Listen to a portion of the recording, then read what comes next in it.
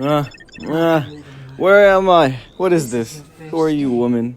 The hell? Your designation will be Who's this? RP. Damn, they got Tommy! Rico! Oh, hell no! We expect great things from you. Me? I'm a motherfucking baby.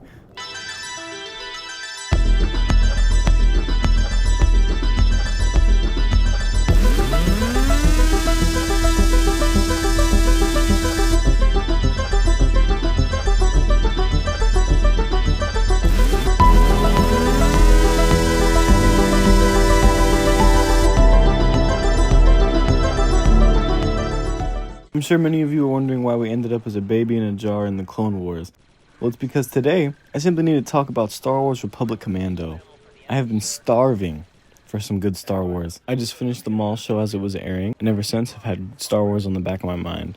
I also started rewatching Bad Batch, and eventually May 4th came, and all the Star Wars games were on sale, and I browsed through and always had Republic Commando on my wish list. So I picked it up for a good $5.72. And must I say, despite this game being nearly as old as I am, this shit right here is good as Star Wars. Some of you may already know, but those for you who don't, this is Republic Commando. It was made and published by LucasArts for the original Xbox in 2005. And coming out around the same time, it is very similar to Halo in feel and art style, even some weapons being clear imitations of those from Halo. It has its squads system, akin to games like Ready or Not, but definitely with much less detail and lacking as many commands for your squad. But this is back in 2005, which makes it so ahead of its time, mixing a strategy game with an FPS. Before we get into anything else, I think I should introduce you to my team, Delta Squad. Join Delta Squad. Delta 40, your foundation. A pure and uncomplicated soldier. 6-2, the heart and soul of your team. And 07, the fiercest hunter of all your brothers. You are each a piece of a whole person, and the Republic will call you to defend and give your lives if need be.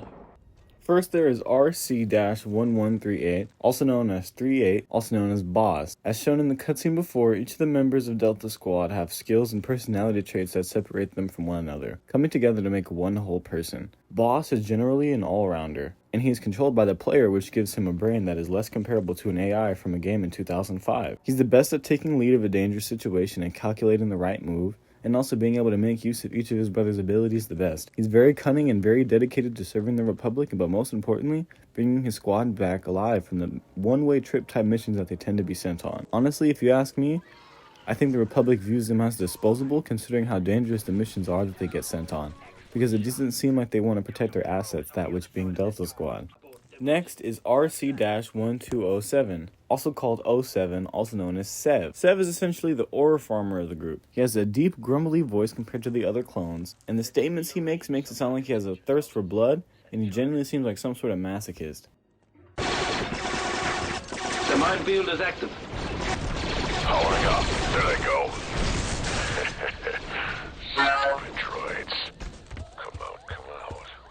So I can kill you all. Feisty. Back to apply. 07. Good to go. But I think you'd have to be going on suicide missions, such as being sent straight into a ship that was captured and magically reappeared. It's a trap! Bruh, y'all literally could have just bombed the ship for real. He's definitely the most likely to betray the team like Old Boy and Bad Batch, or most likely to go out in a blaze of glory. Spoiler alert, from a game in 2005, he does die like that. I don't know how because I haven't finished the game yet, so you gotta buy it and give Disney your money so you can experience this mystery with me. P.S. I think he also has the best armor painting. Third in line is everybody's favorite goofball, RC-1262, also known as 6-2 or Scorch. Scorch is stated to be the heart of the squad. In a lot of his dialogue, you can just tell he's the most down-to-earth of his brothers. Fixer, there's a droid up there controlling the minefield. Setting charge. Sev, try not to blow us up this time. Cover me. Is there a reason we're just standing here? Shut up. He even knows the safe pocket method. Anyone got a good story to pass the time? Did I miss anything important? No. Did you get the data? Yeah, they searched me, but I hid the data pretty well. Where exactly? You don't want to know. He seems like everybody's goofy little sibling. Like, yeah, he's stupid, but he's low-key hilarious, and he still handles business. This one is most likely to die first considering he's the heart of the team. This would hurt the morale of the squad, hell, even the player. He's also the type to crack a joke as it's happening. That's just the spirit of 6-2. Lastly, there is 4-0, or RC1140, also known as Fixer. He's your second in command. He has the least amount of personality of all the brothers. He has the personality of a common soldier, probably more by the book type of person than not. He's described as a pure and an uncomplicated soldier. He gives his insight during gameplay in a way reminding you that he's second in command. He's the type who's most likely to follow orders, the least likely to defy them, very generic, but this is a part that makes the team whole. Now that we've covered the whole squad, let's get into the gameplay.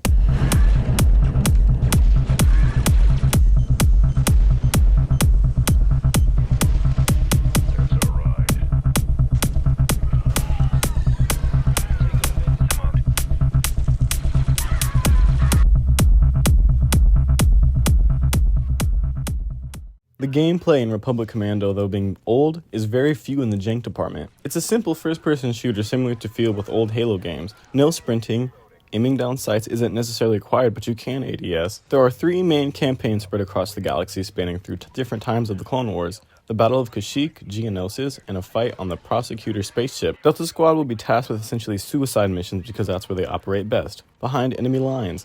The 4 of you are equipped with the DC-17M interchangeable weapon system. It is described as an adaptable platform that switches between a standard blaster rifle, which is an SMG holding 300 rounds. This is best used at close to medium ranges. It's not the best thing ever, but it is reliable in most situations and for most common fodder. Next is a high-powered sniper rifle holding 20 rounds. It can one-shot most enemies or do a fair bit of damage to heavy armored enemies, but those are best saved for the anti-armor grenade launcher with only 4 shots. Be sure to make these count as it can 1 to 2 shot super battle droids. This is also the weapon Wrecker actually has in Bad Batch, specifically in its SMG form. You are also given a sidearm blaster with infinite ammo in case you run out of ammo. You are also able to pick up the enemy's weapons as a 4th weapon option, that being a fast-firing SMG blaster, a minigun, a concussive-like railgun, and even shotguns that use actual bullets instead of blaster rounds. The DC-17M is mainly ideal for elite special forces. Playing the role of team leader, you have to manage your squad's health with a back-to-tank station. And just like in Halo, you have a recharging shield, but your health doesn't regenerate. You also have to manage your squad's position and strategies throughout a mission. As squad leader, you are to ensure the survival of your team. If someone goes down, you can go hit them with a defibrillator, which takes a few seconds, or have another squad member do it. If you are the one to go down, there can be multiple outcomes. When down, you are given 3 commands: reload, last save, or you can tell your squad to maintain current orders in order to keep them from where you died, forcing them to clear the area first or simply keep doing what they were doing originally. You can also send a squad member over to revive you. In gameplay, you are given 4 command prompts that allow you to control your squad as you see fit. And on the battlefield, there will be icons painted on your screen. It could be a sniper crosshair signifying a sniper position to have a squad member perform a sniper maneuver, or other tactical maneuvers to gain an edge on the battlefield. You can also command others to hack terminals and so much more. The commands are as follows: fall in or group up, which has your Delta Squad follow behind generally in a single file line. Next is search and destroy, which has the team members move forward on their own, each clearing a path, killing who and what are around them, or simply hunting and clearing the room you are in freely as the AI takes command and has it do whatever it sees fit. Next is secure position, which will send your squad where you have your crosshair aimed at to hold down that spot until told otherwise. Yes, sir. Did you hear something? To return to formation. Actions will be abandoned, such as healing, sniping, or hacking. All preoccupied squad mates will return to formation. Let's move on.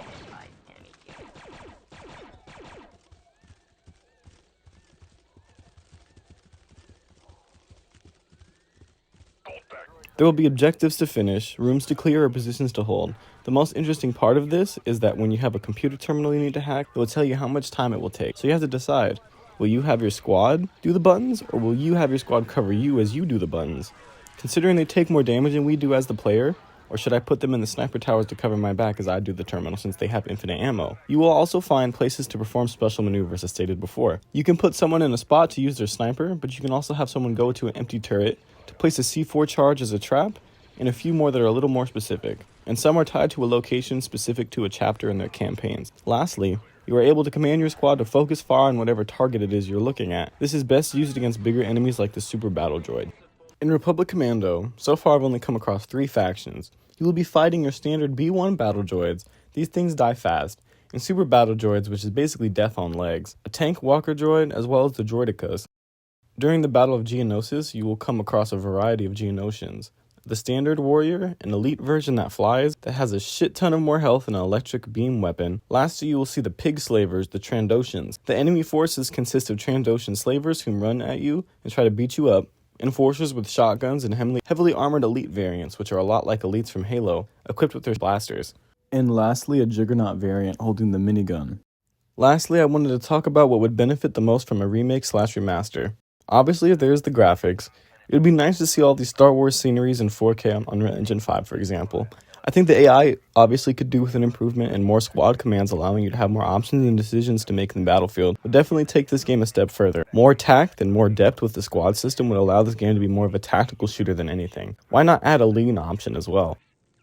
Each squad member is different, and imagine if the game had a skill tree to emphasize that. You as the player could get squad-related skills, stat boost, or more commands for your squad. Seven can get more damage with the sniper, or have the ability to have the sniper out at all times. It'd be cool if each member had their own weapon of choice or variant of the same one. Or maybe they all just use different modes of the SMG to feel more distinct. More personality and distinction for the squad would add so much more weight to the game and give it more replay value with that sort of progression system. Better character interactions or just more dialogue between the squad would be nice. An online multiplayer would be sick, or maybe just a survival mode for your squad with different maps. Some type of extra game mode would do a lot for the updated price tag I'm sure they'd throw on the game. So but that should come with extra content as well. And if they were to just upscale the game and make it look and run better, a simple remaster would also be just as acceptable.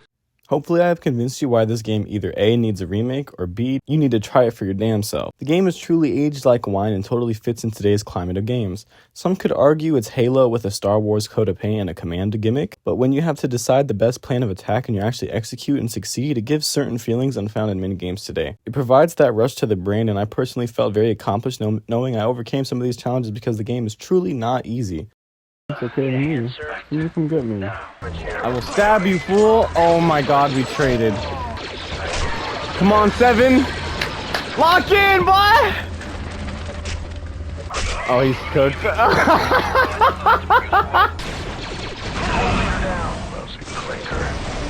Do you guys think we need a remake of Republic Commando? Don't we need more representation of the commandos in Star Wars? Let me know what you guys think in the comments below. Thank you for clicking on this video. Be sure to like and subscribe for all my hard efforts. This is Odd No Man speaking, and have a wonderful day. Deuces.